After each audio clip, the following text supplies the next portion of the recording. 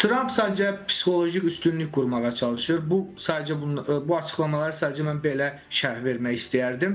İranın hansısa bir razılaşma əldə etmək məqsədi yoxdur. Mənim fikrimcə təbii ki, bu belədir. İran masada oturaraq Amerikanın təsirini, özünə qarşı təsirini azaltmağa çalışır və bir diplomatik manevr eləyir.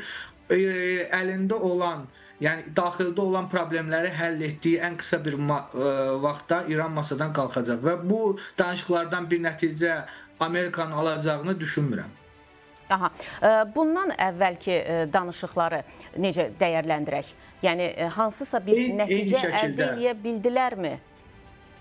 Təbii ki, yox, təbii ki, yox. Sadəcə dediyim kimi, İran sadəcə diplomatik manevradan istifadə edir. Çünki açıq şəkildə bütün danışıqları rədd etdiyi halda İrana qarşı daha sərt sanksiyalar tətbiq oluna bilər. İran da bunu istəmir.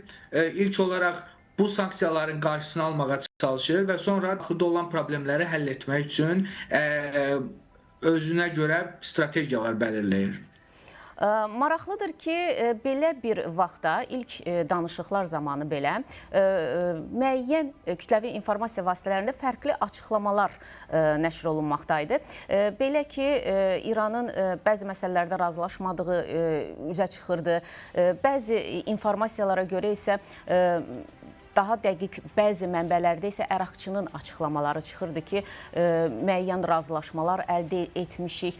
Yəni bu dezinformasiyalar danışıqlara necə təsir göstərirdi?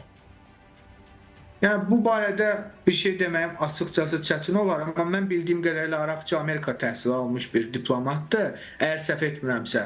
Və o Amerikalıların dilindən yaxşı anlayır. Onlar başa düşürlər ki, diplomatiya necə aparılmalıdır. Dediyim kimi, İran çox böyük dövlət gələnəyi olan bir ölkədir və öz fikrimin üstündə yenə də qalıram ki, heç bir nailiyyət əldə edə bilməyəcək Amerika bu danışıqlarda. İran sadəcə manevr eləyir, diplomatik manevr eləyərək daxildəki ixtişaşları yatırmaq üçün iqtisadi blokadanın şiddətini azaltmağa çalışır.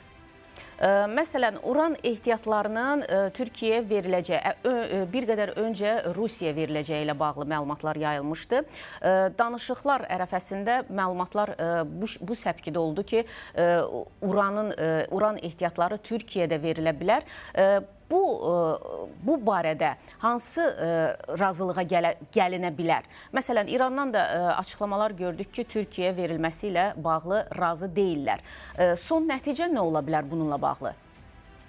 Açığı bu məsələ ilə bağlı heç bir məlumatım yoxdur, amma onu deyə bilərəm ki, son zamanlarda İranda olan ixtişaşlara Türkiyənin münasibəti bir mənalı deyil. Türkiyə İran rejimini dəstəklədi və bu dəstəkləmə səbəbi də təbii ki, bölgədə olan ixtişaşları yatırmaq və sülh əmin-amanlığı bərpa etməkdir.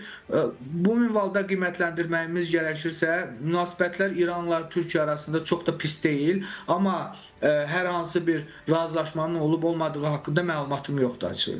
Aha. Və son bir sualım olacaq sizə. Bu gedişlə necə düşünürsünüz? Amerika Birləşmiş Ştatlarının tərəfindən İrana hücum ehtimalı necə ola bilərmi? Yəni mən bir Venezuela variantının mümkünlük ehtimalını çox aşağı görürəm İranda.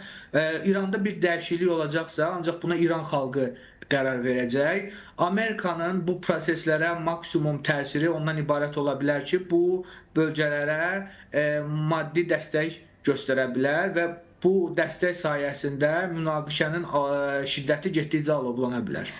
Yəni nəyi dəqiq öyrənmək istəyirəm ki, 12 günlük müharibə versiyası təkrarlana bilərmi?